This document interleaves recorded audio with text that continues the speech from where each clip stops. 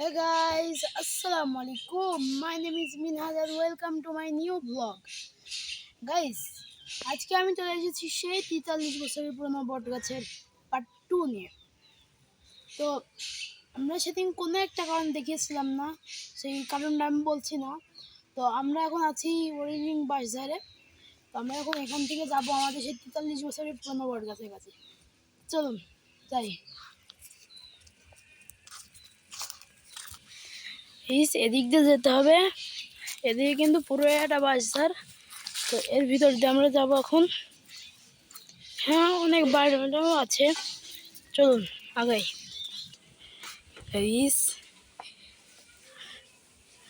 কিছুক্ষণের ভিতরেই চলে যাবো। ওই যে সামনে রাস্তা দেখা যাচ্ছে, সেটা গ্রামের ভিতর দিয়ে আসছি। গ্রামের ভিতর দিয়ে আমরা এখন একটা রাস্তায় উঠবো। সামনে দেখুন মেন রাস্তা দেখা যাচ্ছে, ওই যে এখন রাস্তায় উঠবো, চলুন।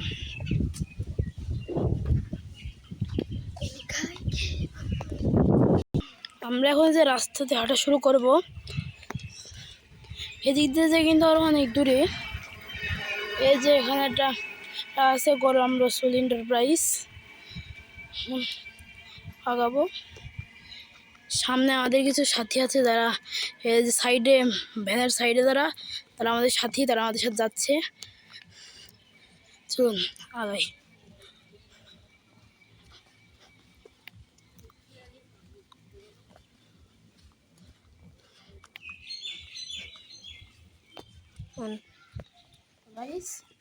এই গাছের কিন্তু একটা বৈশিষ্ট্য আছে, সেটা হলো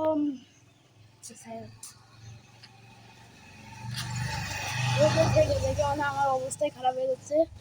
তো বলছি, ওই গাছের একটা বৈশিষ্ট্য হলো ওখান থেকে যে শিকগুলো বেরোয়, চাবাই মানে চাবালে তিতো লাগে, কিন্তু ওই গাছের শিকগুলোতে মানে খেতে দাঁতটা মানে এত পরিমাণ পরিষ্কার হয়। আজকে মানে সগীত দেখাবো। ওই যেমন সামনে আছে সেই বড় গাছে, ওই যে মোটরসাইকেল আসছে ওখান থেকেই আসুন।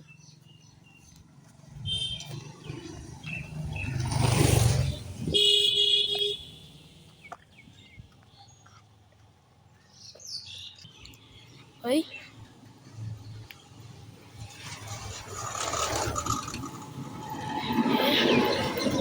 যাবো।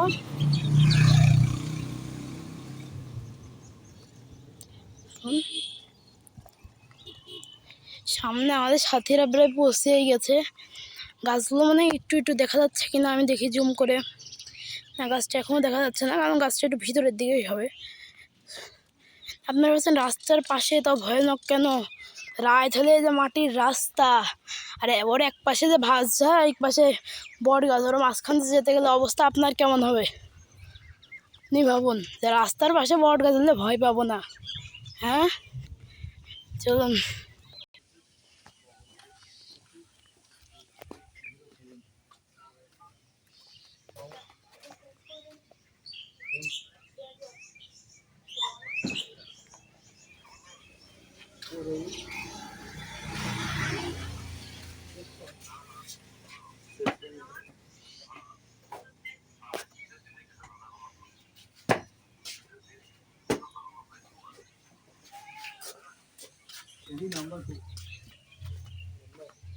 গরমে আর পারছি না, এই জন্য আমি একটা নিয়ে নিলাম।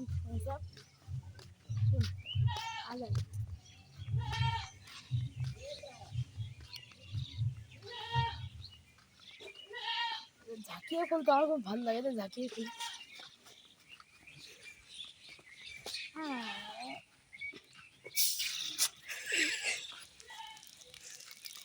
যা খাবো তার অর্ধেকের বেশি বেড়ে গেছে। ফেনা খাবো না আমি এখন।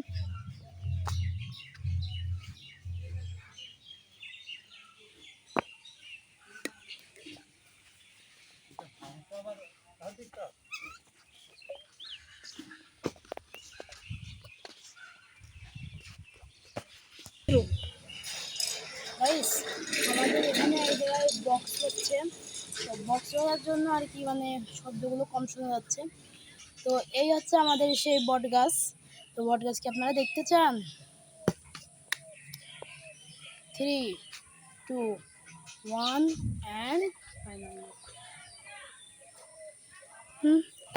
এই বট গাছে যে দেখতে পাচ্ছেন নতুন নতুন শিক বেরোয়।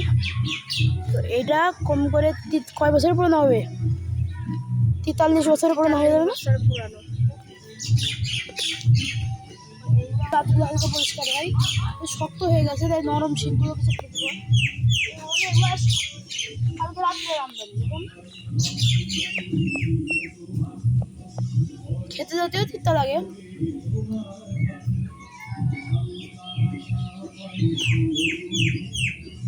এটা খেলে দাঁত ভালোই পরিষ্কার হচ্ছে।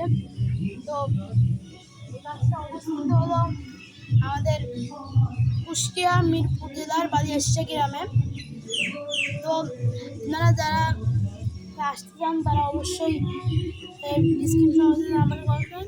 ধন্যবাদ।